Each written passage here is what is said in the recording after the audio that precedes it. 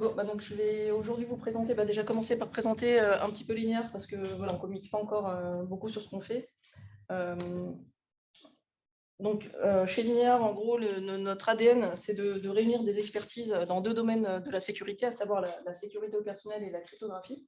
Et l'idée, c'est de réunir des expertises dans ces deux domaines pour essayer de résoudre des problèmes technologiquement difficiles pour, in fine, adresser des problèmes chez des clients. Alors aujourd'hui, on est 5 membres permanents chez Linear, voilà, avec ces deux expertises dont j'ai parlé. Donc moi, je suis docteur en cryptographie de l'ENS. Ça fait une quinzaine d'années que je suis dans la sécurité. Et j'ai d'expérience dans le privé depuis ma thèse. Ensuite, il y a Johan Thomas qui est CTO de Linear et qui a fait sa thèse avec moi chez Orange en supervision de sécurité et qui a passé une dizaine d'années à l'ANSSI avant de rejoindre Linear. On a Lénaï Gouriot aussi qui est en thèse chez Linear avec moi et David Poincheval à l'ENS pour la partie académique. Et Pierre Hardy, donc ici, qui a passé aussi pas mal d'années à l'ANSSI et qui est aujourd'hui lead software engineer chez nous. Et on a enfin Béranger qui vient nous rejoindre en tant que lead DevOps et qui a passé aussi pas mal de temps à l'ANSSI. N'hésitez pas si vous avez des questions en cours de route. Je pense que je suis. Voilà, sinon, on prend des questions à la fin. Voilà. En fait, l'idée, c'est que comme ça, on peut couper l'enregistrement et les gens n'hésitent pas à poser des questions puisqu'elles ne sont pas enregistrées. D'accord. Alors, le sujet auquel on s'attaque, c'est globalement le sujet du cloud. On fait des constats que tout le monde fait un petit peu. Voilà, le cloud, ça a été une certaine. Il y a eu plein d'évolutions du cloud et de l'état dont on partait avant le cloud. Et on peut dire que c'est une révolution même sur la manière dont on gère les infrastructures. Ce qu'on voit, c'est qu'on a de plus en plus de données qui sont mises dans le cloud, plus en plus de valeur. Les données qu'on y met sont de plus en plus importantes pour les entreprises. Il y a énormément d'enjeux liés à ces données. Et parallèlement à ça, on a de moins en moins de contrôle sur les infrastructures sous-jacentes, c'est-à-dire sur les infrastructures sur lesquelles on met justement ces données. On est parti d'infrastructures complètement internalisées dans les entreprises. Donc on a des serveurs dans les murs de l'entreprise, donc des environnements relativement bien maîtrisés. Ensuite, on a été vers une externalisation de serveurs qu'on administrait toujours un peu à la main, mais qui étaient dans des data centers distants. Et ensuite, on a été vers de la mutualisation, de la virtualisation de serveurs, toujours dans des data centers externes. Et dans les années 2020, ce qu'on voit aujourd'hui beaucoup, c'est des infrastructures serverless, donc on n'a même plus la notion de serveur, enfin en tout cas on n'a plus la main dessus, donc on n'a plus la main sur les couches réseau, OS, voilà. On a des services qui tournent et on ne sait pas bien comment ni où. On entend maintenant parler de Web3 et c'est un peu l'interrogation de qu'est-ce que ça va être, qu'est-ce que ça va impliquer sur la gestion de ces infrastructures. En tout cas, ce qu'on voit, c'est qu'on va globalement toujours vers une perte de contrôle sur ces infrastructures. Alors, une chose qui peut être vue comme une conséquence de tout ça, à la fois l'augmentation des volumes de données, l'augmentation de la valeur des données qu'on met dans le cloud et de la perte de contrôle sur les infrastructures sous-jacentes, on a une explosion des cyberattaques. Je pense qu'aujourd'hui, ça ne vaut pas forcément le coup de s'étendre là-dessus. Mais en tout cas, voilà, ça justifie des travaux sur la sécurité et notamment la sécurité du cloud. Alors, nous, une des conclusions qu'on peut faire sur tout ça, c'est qu'à notre sens, de notre point de vue, il est important d'apporter de la sécurité sur les données, c'est-à-dire de passer d'une vision périmétrique de la sécurité à des notions dont on entend beaucoup parler aujourd'hui, savoir le zero trust, la data-centric security, le privacy by design, privacy by default. Ça, c'est des notions qu'on entend beaucoup, des fois un peu à tort et à travers, mais voilà, chez Linear, en tout cas, c'est vraiment là-dessus qu'on veut travailler, qu'on travaille et qu'on a travaillé depuis la création fin 2018, c'est apporter des solutions pour sécuriser les données avant de les envoyer dans des infrastructures sur lesquelles on n'a plus la main. Alors, quand on parle de sécuriser les données, on arrive vite à la notion de chiffrement. Ça, c'est quelque chose qui est plutôt naturel. Et aujourd'hui, on entend maintenant parler depuis quelques années de chiffrement de bout en bout, donc end-to-end encryption. Donc, je rappelle brièvement le concept, même si je pense que ça vous parle déjà, mais je rappelle juste un petit peu le concept général pour ensuite aller vers des évolutions de ces notions-là. Donc, globalement, ce que ça permet, c'est que ça permet de passer d'une situation où on avait des communications qui étaient chiffrées par tronçon sur les réseaux. Donc, on avait du chiffrement entre des clients, des serveurs, entre des serveurs et entre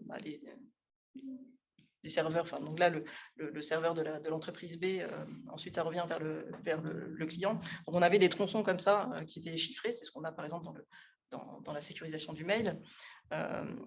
Et on a, dans des solutions SaaS, en tout cas de cloud classique, sans chiffrement de bout en bout, on a toujours une zone dans le cloud où on ne sait pas bien si les données sont en clair. En général, il y a toujours des points où elles sont accessibles en clair au fournisseur de l'infrastructure ou par le fournisseur du service. Donc, le but du chiffrement de bout en bout, c'est de passer de cette situation-là à une situation où la donnée est chiffrée en partant des postes clients et n'est déchiffrée qu'à l'arrivée sur le poste du destinataire. Et entre les deux, peu importe ce qui se passe, la donnée est toujours chiffrée. Alors, elle peut se retrouver surchiffrée par des couches de communication, de sécurisation des communications. Ça, c'est pas un problème, mais jamais elle se retrouvera en clair ni accessible en clair par quelqu'un.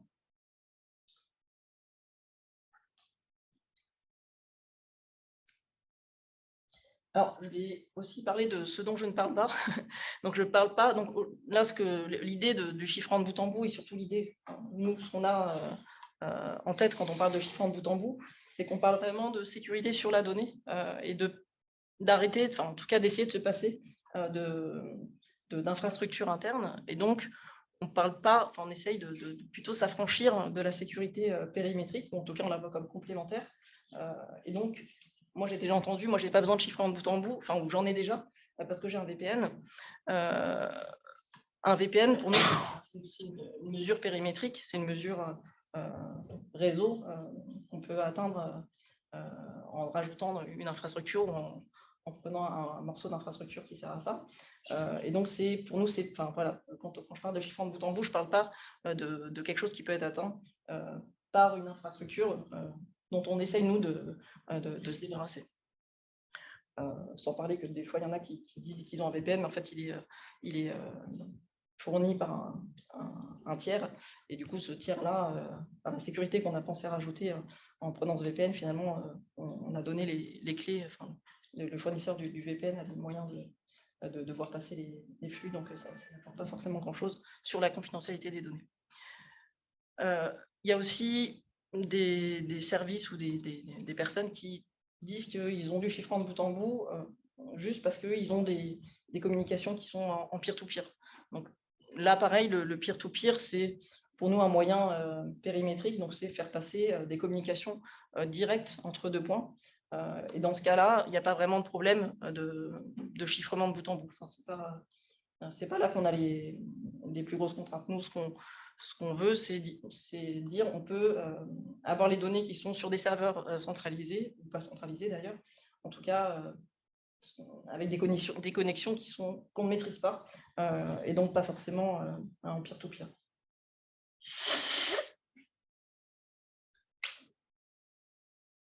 Alors, aujourd'hui, on entend quand même beaucoup parler de chiffrement de bout en bout, et globalement, c'est principalement dans le cadre des messageries instantanées qu'on entend parler. Donc là, j'ai mis que c'est facilement applicable. Je veux surtout dire que c'est reconnu comme étant appliqué dans ce cadre-là. Donc il y a eu des travaux dont je vais parler ensuite qui ont fait qu'on a des solutions aujourd'hui de messagerie instantanée qui intègrent du chiffrement de bout en bout. Donc ça fonctionne aujourd'hui. Mais ce qu'on voit, c'est que c'est compliqué de généraliser ça à des usages autres que le chiffrement bout en bout, que la messagerie instantanée. Donc, parce que voilà, on peut avoir plein d'usages sur Internet, tout ne se résume pas à de l'envoi de messages entre des petits groupes de personnes. Et donc, c'est là qu'on intervient, c'est là-dessus qu'on travaille, en fait, c'est sur comment est-ce qu'on peut généraliser le chiffrement de bout en bout pour qu'il soit utilisé et déployé autre part et dans des cas d'usage beaucoup plus variés que la messagerie instantanée.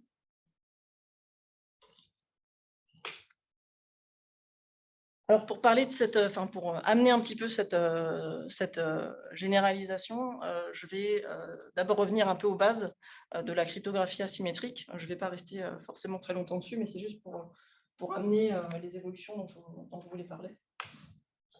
Alors, donc, je pense que vous avez déjà eu différents exposés qui parlaient de ça, mais je vais passer quand même rapidement.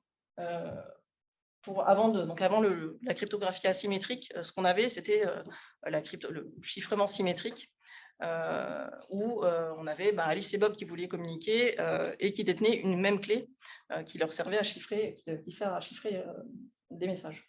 Donc là, on a une unique clé qui sert à chiffrer et à déchiffrer. Ensuite, on a eu dans les années 70 le chiffrement asymétrique qui est arrivé, ou à clé publique, qui permet à Alice, qui détient la clé publique de Bob, donc là en bleu, et Bob détient la clé correspondante, la clé secrète correspondante. Donc Alice utilise la clé publique de Bob pour chiffrer le message, et Bob utilise sa clé secrète, donc la clé correspondante à la clé publique qu'avait Alice, pour déchiffrer le message. Donc ça, c'est quelque chose qui existe depuis très longtemps, voilà, qui est bien connu maintenant. Et quand on parle aujourd'hui, enfin même depuis très longtemps, de chiffrement à clé publique, en fait, ce qu'on fait, c'est qu'en général, on parle en pratique, on fait du chiffrement hybride, c'est-à-dire qu'on va on va utiliser la partie asymétrique pour transporter des clés, puisque cette partie est beaucoup moins efficace que le chiffrement symétrique. Donc, ce qu'on fait, c'est qu'on utilise la clé publique de Bob pour transporter une clé symétrique, et la donnée elle-même, on la chiffre avec cette clé symétrique. Donc, on utilise un KEM, donc il y a un mécanisme d'encapsulation de clés, et un DEM pour encapsuler la donnée elle-même. Donc ça, c'est quand on fait toujours souvent un raccourci en pratique quand on parle de chiffrement à clé publique. En fait, c'est le KEM qui est la brique importante. Enfin, la vraie brique asymétrique. Le DEM, en général, on dit, ça, on sait faire, on prend AES ou un autre schéma de chiffrement symétrique. C'est pas ça qui est l'important, c'est la brique de KEM. Et d'ailleurs, on le voit aujourd'hui, le NIST il y a un standard en cours sur des briques résistantes post-quantiques, et la partie chiffrement asymétrique, en fait, c'est un KEM qui a été demandé, il y a un KEM qui a été sélectionné.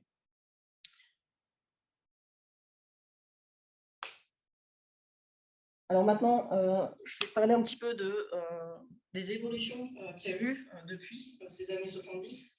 Alors on peut décrire ça de plein de manières différentes. La cryptographie, c'est un domaine extrêmement large aujourd'hui. Il y a des centaines de chercheurs en cryptographie. On ne peut pas connaître toute la cryptographie, et c'est certainement pas là que je vais décrire toutes les branches de la cryptographie. Il y en a vraiment beaucoup. Voilà, je ne pense pas qu'on puisse être expert en toute la cryptographie. Mais voilà, j'ai choisi quelques branches comme ça pour essayer de montrer un petit peu certaines évolutions qui sont intéressantes pour le sujet que je voulais traiter aujourd'hui. Donc, il y a une première branche qui est travailler sur des primitives qui répondent au paradigme que j'ai décrit juste avant. Donc, des primitives que j'appelle traditionnelles, c'est-à-dire on a Alice et Bob qui ont chacun une paire de clés et ils veulent échanger des messages ou signer, vérifier des messages, en gros faire de la cryptographie asymétrique traditionnelle. Et donc, ces primitives, donc il y a toute une communauté de chercheurs qui travaillent sur des nouvelles primitives, on peut dire dans deux buts. Un premier but qui peut être améliorer la sécurité des briques existantes ou avoir une sécurité différente. Parce que voilà, derrière un schéma de chiffrement ou de signature, enfin derrière une primitive, il y a toujours un problème sous-jacent mathématique. Et c'est toujours bien d'avoir des schémas qui reposent sur des problèmes mathématiques différents, d'avoir une variété de ces problèmes pour que si jamais il y en avait un qui se retrouvait à être facile, à être cassé, qu'on puisse utiliser d'autres schémas qui seraient non cassés, on va dire. Donc ça, c'est toujours bien d'avoir une variété de schémas comme ça. On a différentes notions de sécurité sur lesquelles je vais pas revenir, mais qui peuvent être aussi atteintes par certains schémas, pas par d'autres. Et on a, par exemple, en termes de sécurité, des propriétés comme la résistance post-quantique. Donc ça, on entend beaucoup parler aussi de ça en ce moment, parce qu'il y a beaucoup d'argent, beaucoup de fonds dépensés pour travailler sur l'arrivée d'un ordinateur quantique qui permettra de résoudre plein de problèmes, mais qui, au passage, permettra de casser à peu près toute la cryptographie existante dans les solutions sur le terrain. Donc, il y a toute une branche de la cryptographie qui essaie de préparer le terrain et de proposer des solutions qui seront résistantes, même face à un ordinateur quantique. Et il y a un standard, donc le standard dont je parlais tout à l'heure du NIST, qui vient de publier les candidats qui ont été retenus comme briques résistantes aux attaques quantiques. Une autre chose qui peut être apportée par des nouvelles primitives, c'est des propriétés, des performances différentes. Dans certains cas, on a besoin d'avoir des clés les plus petites possibles. Dans d'autres cas, c'est le chiffré, la signature qui ont besoin d'être le plus petit possible. Et d'autres fois, on a besoin d'avoir un algorithme de chiffrement, de déchiffrement, de vérification ou de signature qui soit le plus efficace possible. Donc ça, voilà, travailler sur les primitives, c'est une chose, c'est une des branches qui est nécessaire pour faire avancer tout ça. Une autre branche dont je voulais parler aujourd'hui, c'est les protocoles cryptographiques. Donc c'est ce qui utilise les primitives dont j'ai parlé avant. Alors, il y a des protocoles très connus. Donc, dans les années 70, il y a le protocole, l'échange de clés d'Iffy-Hellman qui a été publié, qui permet en gros à Alice et Bob, qui ont chacun leur paire de clés, de se mettre d'accord sur une clé symétrique, on peut appeler une clé de session, qui peut être ensuite utilisée pour sécuriser un canal de communication. Donc ça existe depuis très longtemps, et c'est ce genre de protocole-là qui est utilisé dans TLS, qui sécurise HTTPS aujourd'hui.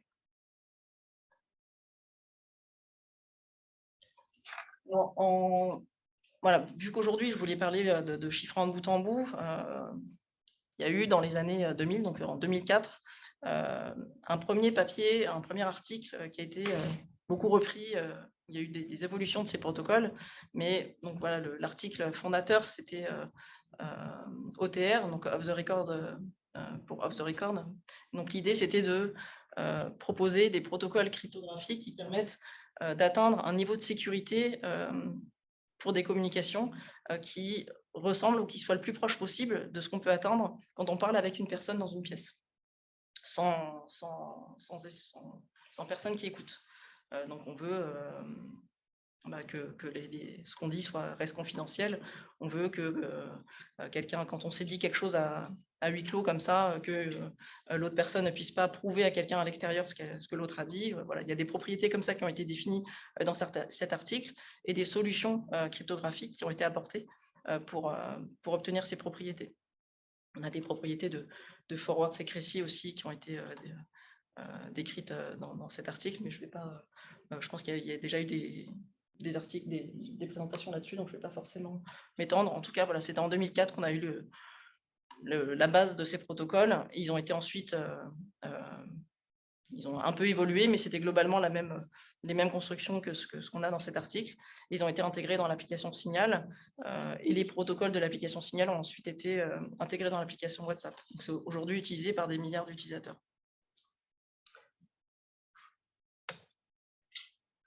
Une autre évolution qui a été à peu près au même moment, ça a été de se dire comment est-ce qu'on peut faire. Donc là, quand on parle de ces protocoles d'Alice et Bob qui ont des paires de clés respectives, comment est-ce qu'on fait pour faire le lien entre une identité cryptographique, autrement dit une clé publique, et un être humain. Comment est-ce qu'on fait? On envoie des messages à une clé, on chiffre avec des clés, mais comment est-ce que je sais que cette clé que j'utilise pour chiffrer appartient bien à la personne à qui je veux parler? Donc, dans les applications de messagerie, ce qu'on voit aujourd'hui, c'est des vérifications de fingerprint ou de code QR qui permettent de faire ce lien-là, qui sont en général optionnels, ces vérifications, mais qui permettent de s'assurer qu'il n'y a pas d'attaque man in the middle. Donc, c'est des attaques qui permettraient au serveur, au fournisseur du service, d'intercepter des communications si ce lien-là n'est pas réel. Et donc, il y a des attaques possibles si on ne fait pas cette vérification. Et donc en 2005, il y a eu aussi, pareil, un petit peu des évolutions juste après. Il y a eu une solution pour faire en sorte que cette vérification soit la moins pénible possible. En gros, éviter un fingerprint très long et remplacer ça par un code court, donc qui s'appelle un Short Authenticated String. Voilà, quelques digits pour remplacer un fingerprint très long. Voilà, donc ça, c'était des évolutions dont je voulais un petit peu parler, mais toujours dans ce paradigme d'Alice et Bob, qui ont chacun leur paire de clés. Maintenant, je vais passer à une autre branche qui est non pas faire des protocoles à base de primitives traditionnelles, mais essayer d'avoir des primitives avancées. Voilà, beaucoup de personnes les appellent comme ça aujourd'hui, donc du chiffrement avancé notamment. Pour permettre plusieurs choses, donc essayer de s'éloigner du paradigme d'Alice et Bob, dont j'ai parlé juste avant, pour obtenir, on peut découper ça en plein d'autres manières, mais une manière de le faire, c'est de dire, il y a des primitives avancées qui permettent d'avoir un contrôle d'accès différent, plus riche que celui d'Alice et Bob. En gros, contrôle d'accès du chiffrement traditionnel, c'est il faut avoir la clé secrète correspondant à la clé publique qui a été utilisée pour chiffrer, pour pouvoir déchiffrer. Et en fait, on peut faire beaucoup d'autres choses. Je vais en parler juste après. Et l'autre manière, l'autre branche de ces primitives avancées permet de faire du calcul sur des données chiffrées. Ça, je vais en parler aussi. Alors, je vais commencer par la partie calcul. Alors, normalement, quand une donnée est chiffrée, on ne peut pas obtenir d'informations sur le message qui est dedans, sur la donnée qui a été chiffrée. Mais il y a des cas où on a quand même envie de pouvoir faire des traitements sur ces données. Et un traitement possible, ça peut être, donc il y a des solutions pour faire de la recherche sur des données chiffrées. Donc c'est le Searchable Encryption. Il y a plein de variantes de ces schémas-là, mais globalement, ce que ça permet, c'est de pouvoir rechercher des données en clair dans un chiffré. Donc, c'est essayer d'avoir un match entre, par exemple, des mots-clés et savoir est-ce qu'ils sont présents dans un chiffré sans déchiffrer les données. On a aussi une autre branche de la cryptographie qui est le multi-party computation. Donc là, c'est comment est-ce qu'on peut faire pour, en étant plusieurs entités, chacune avec ses données, comment est-ce qu'on peut faire un calcul commun sans révéler aux autres ces données. Donc là, pareil, c'est un domaine de la cryptographie à part entière, avec des communautés de chercheurs qui travaillent sur ces questions-là. Et on a aussi le Fully Homomorphic Encryption, dont on parle aussi beaucoup en ce moment, qui permet de faire des traitements sur des données sans les déchiffrer. Donc, c'est permettre que par exemple, on chiffre des données vers un serveur, permettre que ce serveur puisse faire des opérations potentiellement assez coûteuses sans avoir accès à la donnée en clair. Et ensuite, ça donne un résultat qui, lui, peut être déchiffré par la personne qui avait chiffré les données. Donc ça, pareil, il y a aussi toute une communauté de chercheurs en cryptographie qui travaillent là-dessus. Il y a aussi des startups qui sont sur ce sujet-là, comme Cosmian ou Zama, par exemple, qui font des choses très bien là-dessus, qui font avancer ce domaine à la fois de façon théorique, mais aussi en pratique pour essayer d'intégrer ça dans des produits. Alors maintenant, je vais passer aux primitives qui permettent d'avoir du contrôle d'accès plus avancé que que le chiffrement asymétrique traditionnel. Alors, donc, déjà, si dans ce paradigme traditionnel dont je parlais tout à l'heure, on a, si on veut essayer de résumer ça, en gros, on a à une clé de chiffrement correspond une unique clé de déchiffrement. C'est sur ça que ça repose. C'est vraiment sur cette unicité. Pour une clé de chiffrement donnée, il n'y a qu'une seule clé de déchiffrement. Pardon. Et quand on veut chiffrer un message ou enfin une donnée vers plusieurs personnes, on doit avoir toutes les clés de toutes ces personnes et chiffrer la donnée avec toutes les clés. Et chaque personne peut utiliser sa clé de déchiffrement qui lui est propre pour déchiffrer la donnée. Donc il y a plusieurs problèmes un peu pratiques là-dedans. C'est que d'une part, il faut connaître les clés publiques de toutes les personnes avec qui on veut communiquer, avec les problèmes potentiellement de lien entre ces clés publiques et les vraies personnes qu'il y a derrière, dont j'ai parlé tout à l'heure. Mais aussi, on peut avoir des problèmes de performance parce que voilà, on doit chiffrer autant de fois qu'on a de clés. Alors, avec le chiffrement hybride dont j'ai parlé tout à l'heure, on peut essayer de gagner un petit peu en efficacité, mais globalement, on va devoir chiffrer quelque chose pour chacune de ces personnes. Alors maintenant, ce dont je vais parler, c'est je vais essayer de vous montrer un petit peu comment est-ce qu'on peut faire des choses plus avancées et notamment avoir des policies d'accès, je ne sais plus comment le dire en français, des manières d'accéder à la donnée qui soient différentes de juste avoir la clé correspondant à la clé qui a servi à chiffrer. Donc ce qu'on peut faire, c'est par exemple dire pour déchiffrer, il faut être une personne parmi les N que je voulais autoriser à déchiffrer. Ça peut être, on peut le faire de manière inclusive, donc juste dire je chiffre pour que l'ensemble des personnes que je vais identifier puissent déchiffrer, ou de manière exclusive, je veux que tous les utilisateurs d'un système puissent déchiffrer la donnée, sauf certains. Donc ça, c'est ce qu'on appelle la révocation. Donc ça, c'est des choses qu'on peut faire. On peut aussi dire je veux, pour pouvoir déchiffrer, il faut avoir une certaine identité. Donc ça, une identité, le chiffrement basé sur l'identité, c'est un concept qui est apparu pareil dans les années 2000 et qui permettait de simplifier la gestion des PKI. Donc remplacer une clé avec son certificat par une identité qui pouvait être par exemple une adresse mail. Après, on a plein d'autres choses possibles, comme du chiffrement hiérarchique. Donc je veux chiffrer pour un certain nœud dans une hiérarchie, et de telle sorte que toutes les personnes qui sont en dessous ce nœud puissent déchiffrer avec un seul chiffré. Voilà, donc ça, c'est des choses qu'on peut faire. On peut chiffrer avec des attributs, des labels, des seuils, faire en sorte que pour déchiffrer, il faut être au moins tant de personnes parmi N. Voilà, on peut faire tout un tas de choses plus avancées que juste une clé de chiffrement correspond une clé de déchiffrement.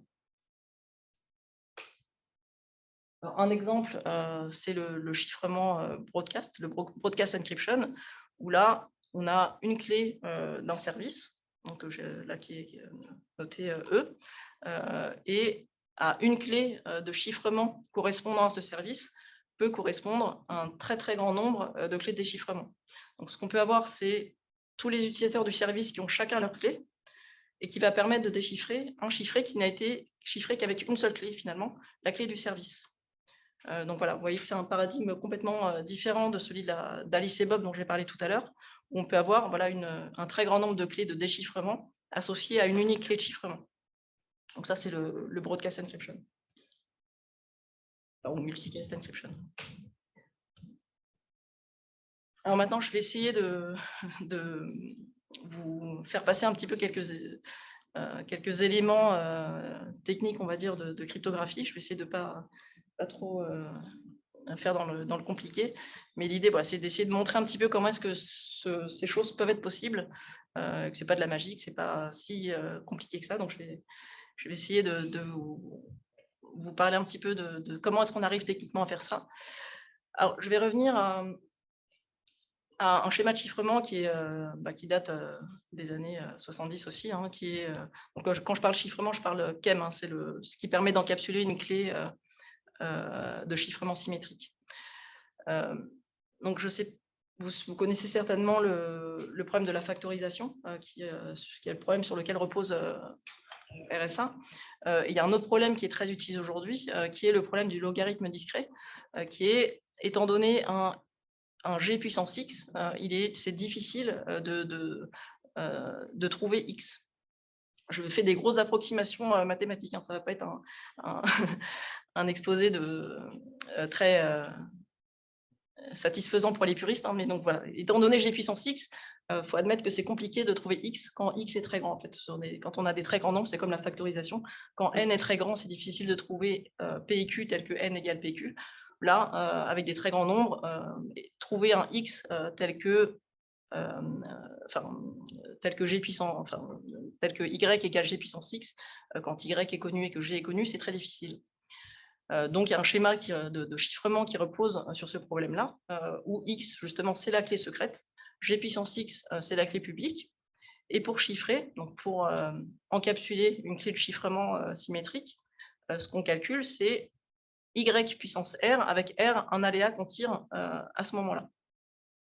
Et la clé, du coup, enfin la donnée secrète qu'on récupère, qu'on veut que le destinataire récupère, c'est le K qui est g puissance r. Et l'idée derrière ça, c'est de dire il n'y a que la personne qui a x qui peut recalculer K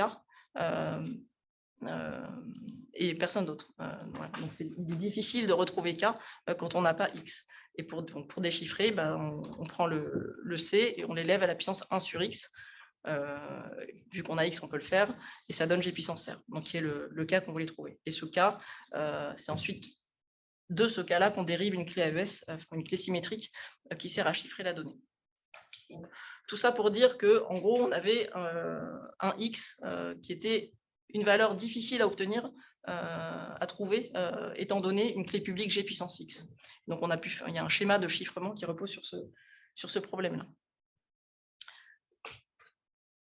Alors, un problème qui est un petit peu, qui peut être vu comme un peu similaire, même s'il a été introduit pas mal plus tard, c'est un problème d'inverse qui dit, étant donné g et g puissance gamma, avec gamma qui est inconnu, mais qui est, on va dire, un paramètre du système, trouver g puissance 1 sur gamma, c'est difficile. Donc ça, c'est pareil, c'est un problème reconnu comme étant difficile, et je vais vous montrer comment de là, en tout cas en partant d'un problème relativement proche, on peut faire des primitives avancées. Donc un problème relativement proche de celui dont j'ai parlé tout à l'heure, de calculer g puissance 1 sur gamma, étant donné g, c'est trouver un couple x-a tel que a égale g puissance 1 sur gamma plus x. Donc vous voyez que sans le x, on sait que c'était difficile de le trouver, mais donc c'était une solution unique étant donné une clé publique g puissance gamma. Et là, en fait, on a un problème difficile qui admet beaucoup de solutions. Donc des couples xa, il en existe beaucoup qui vérifient ça, parce que il y en a beaucoup, mais ça n'empêche que c'est difficile de calculer, de trouver des couples comme ça, x et a. Cette forme de solution a aussi quelque chose qui va être très pratique pour faire des schémas derrière, c'est qu'on peut vérifier que cette solution a bien des propriétés particulières qu'on attendait. Et pour les vérifier, on a, je ne vais pas trop rentrer dans les détails, mais en gros, on a un outil, un objet mathématique qui est apparu, dont on a commencé à servir pareil dans les années 2000, qui s'appelle les applications bilinéaires. Et donc là, en gros, une application bilinéaire c'est une application qui permet, étant donné deux entrées qu'on lui met, de calculer des produits dans les exposants. Donc là, j'ai g puissance x, g puissance y. Ce que ça permet, c'est d'obtenir un élément avec x fois y dans l'exposant. Donc il n'y a pas besoin forcément de comprendre beaucoup plus que ça, c'est juste ça permet de multiplier des exposants. Donc l'avantage, ce qu'ont permis ces applications bilinéaires, c'est de pouvoir permettre la vérification de clés particulières, enfin d'éléments particuliers comme ces solutions XA. Et ce que ça permet, c'est que, étant donné une clé XA, donc on peut la mettre dans une certaine formule de vérification. Donc là, ici, on a le A et là, le X. En mettant des paramètres publics dans cette équation, on récupère un élément public unique qui va être le même pour tout le monde. Donc là, ce que ça montre, c'est qu'on a une équation qui admet plein de solutions A et X qui vérifient tous une même propriété. Et de là, en gros, on est plein de schémas, une catégorie de schémas de chiffrement, de signature avancée. Et ce qu'il y a derrière tout ça, en gros, c'est de dire on est passé d'une situation où les problèmes sur lesquels on reposait en cryptographie n'admettaient qu'une seule solution, et c'était voulu d'ailleurs. On est arrivé à une situation, enfin on a créé des modèles dans lesquels finalement il peut y avoir plusieurs solutions, et c'est ça qui permet de construire des contrôles d'accès un peu plus compliqués. Donc par exemple le broadcast encryption, il y a des schémas dans lesquels une clé va ressembler à un élément comme ça, et on a réussi à construire un chiffrement tel que il faut absolument avoir une clé de cette forme-là, sachant qu'il en existe beaucoup, pour pouvoir déchiffrer. Si jamais vous voulez que je revienne un peu là-dessus, je pourrais, mais bon, voilà, c'était en gros essayer de faire passer l'idée de ces solutions, de ces problèmes avec des multiples solutions, et que ça a ouvert beaucoup de possibilités en cryptographie. Voilà, donc il y a eu des problèmes. Donc ça, c'est un type de problème, mais il y en a énormément qui sont apparus. Il y a eu plein de primitives associées avec plein de fonctionnalités différentes qui permettent d'adresser plein de cas d'usage autour du chiffrement de données, de contenu, du broadcast au sens large de données. Alors, je vais parler un petit peu, du coup, si jamais vous voulez que je creuse un petit peu certains types de primitives, je pourrais. Mais en gros, c'était pour vous décrire un petit peu voilà, ce qu'on a pu faire, par exemple, avec ce type de problème dont j'ai parlé au-dessus. Donc, on a fait c'était des travaux de ma thèse, notamment. On a travaillé sur du broadcast encryption, où il y a des problématiques d'efficacité et de taille de chiffrée très importantes. Sur du chiffrement basé sur l'identité, ou comment est-ce qu'on fait quand on veut broadcaster un message vers plusieurs identités, vers beaucoup d'identités, comment est-ce qu'on fait pour essayer d'avoir un chiffré le plus court possible. Voilà, j'ai travaillé aussi sur du chiffrement à seuil et sur du chiffrement basé sur les attributs plus récemment. Voilà, donc là j'ai fini pour la partie un petit peu théorique. En pratique, chez Linear, ce qu'on fait, c'est qu'on travaille à la fois sur des nouvelles primitives, des primitives avancées de cryptographie asymétrique. On travaille aussi sur les protocoles dont j'ai parlé juste avant, à savoir comment est-ce qu'on fait pour utiliser ces primitives dans des systèmes un petit peu plus complets.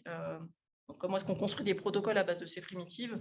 On travaille aussi sur comment construire des solutions complètes autour de ces protocoles, donc des logiciels pour répondre à des besoins concrets. Donc on travaille aussi sur la partie architecture logicielle, sur la partie gestion d'infrastructure, et comment est-ce qu'on opère un système qui fonctionne sur le terrain. Donc on travaille sur tout ça en plus de ces aspects théoriques. Voilà. Donc, aujourd'hui, on ne communique pas trop encore sur nos solutions. On va faire des annonces prochainement. Donc, voilà, si vous voulez qu'on vous fasse des démos, qu'on vous en dise plus sur ce qu'on fait, n'hésitez pas à me contacter. Alors, merci beaucoup, Cécile, pour cette présentation. Avant de passer... Oui, on peut l'applaudir.